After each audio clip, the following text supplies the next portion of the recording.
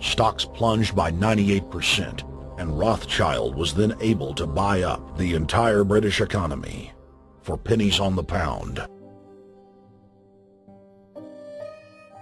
When the news of Napoleon's defeat finally arrived, stocks soared. Britain was now the undisputed ruler of Europe, and Rothschild ruled England. The already dominant British Empire grew even more aggressive. Her troops and bureaucracy spread across the globe. The sun never set on Britannia's holdings. The banking cartel funded, in fact, since about 1800, they have funded both sides of almost every war. And of course, they're getting the interest off of the loans that they've given the various governments and the wars that they have actually helped stimulate and create. By 1900, Germany was a rising force and a leader of the Industrial Revolution. World War I, for instance, there was absolutely no reason to have World War I, except that it was an ideal opportunity for the banking cartel to make a pile of money by funding both sides of that particular war. On June 28, 1914, the heir to the Austrian-Hungarian throne, Archduke Franz Ferdinand, was assassinated while traveling in a motorcade.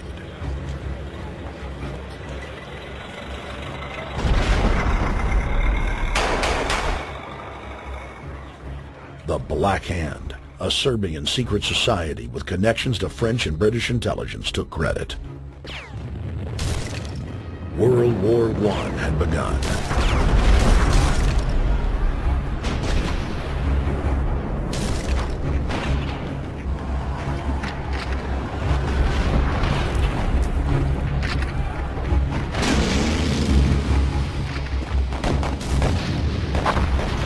Armaments companies financed by Rothschild-controlled banks in Germany, France, England, and Austria bankrolled all the factions.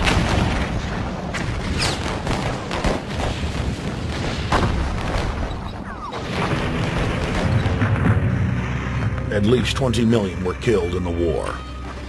It was a conflict so terrible the people vowed to never fight again.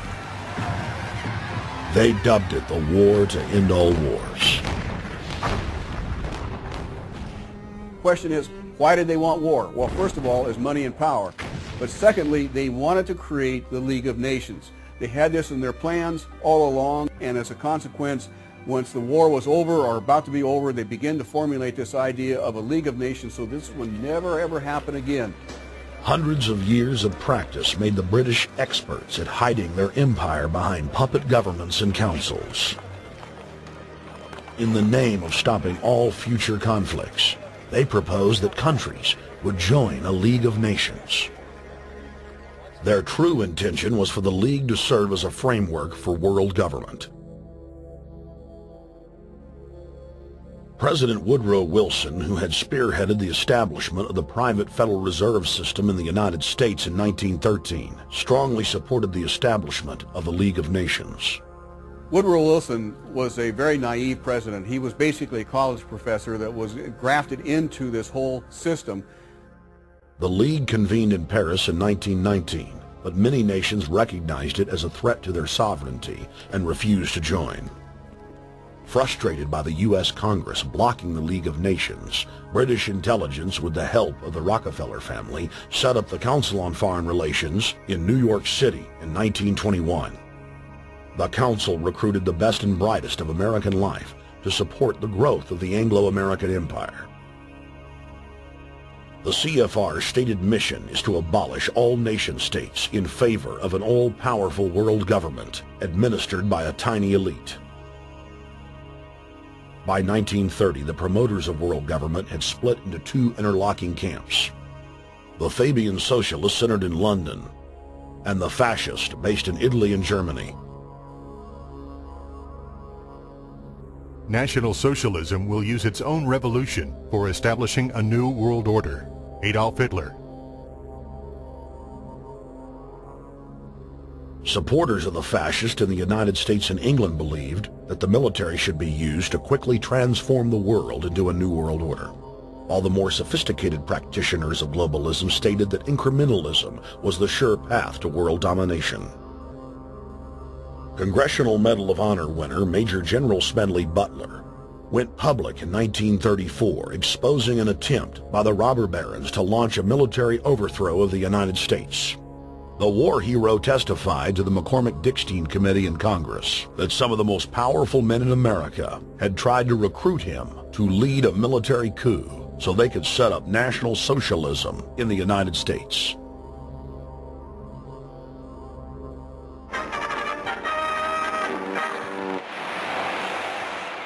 I appeared before the Congressional Committee, the highest representation of the American people, under subpoena to tell what I knew of activities which I believe might lead to an attempt to set up a fascist dictatorship.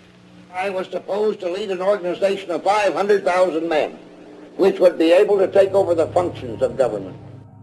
The fascist had also made deep inroads in England. Edward VIII, King of England, was forced to abdicate the throne because of his public support for Hitler. Fast es sich dabei nicht nur das negative Problem der Bekämpfung dieser Lehre und ihrer Organisation handelt, sondern die Durchführung der positiven Aufgabe der Gewinnung des deutschen Arbeiters für den nationalen Staat.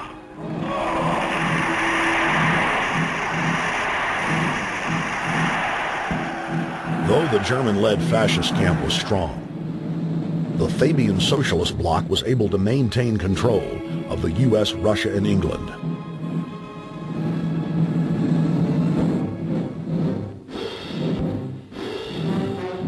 In the build-up to World War II, and during the conflict, the bankers again financed both sides, just as they had done with Napoleon.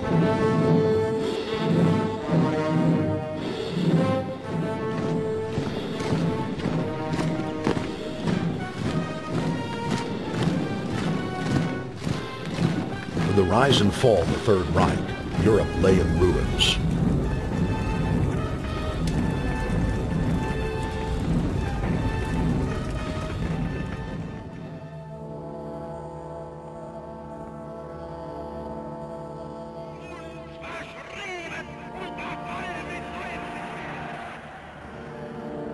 Once again, the elite claimed that only global governance could save humanity from certain destruction. And this time, the elite would succeed in setting up their world body.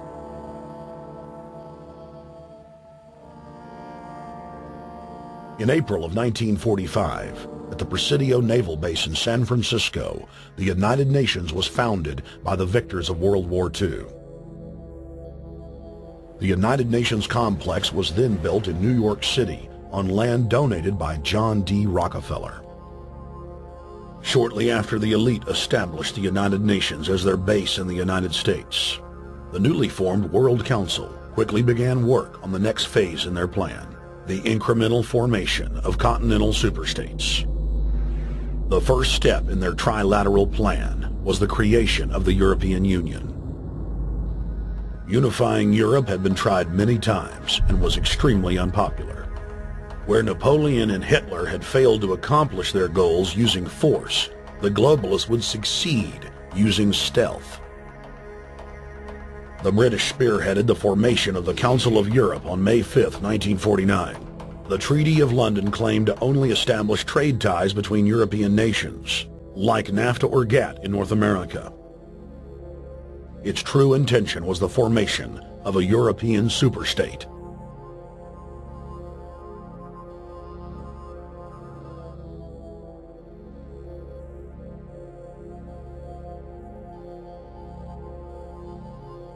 In 1954, the elite of the planet met in secret at the Bilderberg Hotel in Oosterbeek, Holland. The Bilderberg Group would later admit that their mission was the formation of the EU. Once the EU was established, under the guise of trade deals, a North American Union and Asian Union would be formed. The three interlocking superstates formed the core of the global government, while the United Nations would serve as a world regulatory and enforcement body over the Third World subregions.